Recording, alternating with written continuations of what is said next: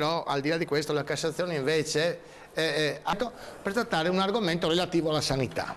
Grazie. Allora, giovedì scorso la Giunta regionale ha consolidato il bilancio della sanità. Quello che è importante è che l'azienda ospedaliera di Pordenone ha chiuso con 4 milioni di deficit. Gli ospedali di San Vito e Spilimbergo insieme hanno chiuso con 6 milioni di deficit.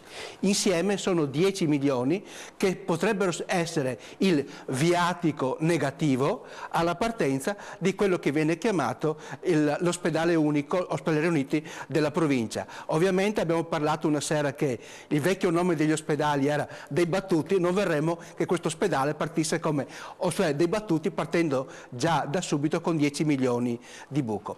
Chiedo cortesemente se mi passa invece una foto che ho fatto qualche giorno fa in ospedale e ho visto molto tristemente questo cartello del Tribunale di Diritto del Malato.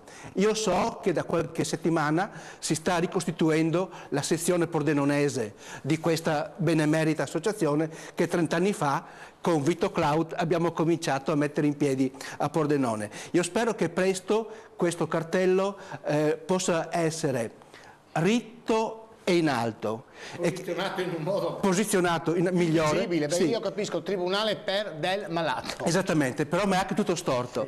Io vorrei che fosse rimesso in piedi, magari dai volontari, magari da qualcuno, in modo che possa essere riferimento per quelli che vogliono fare proposte.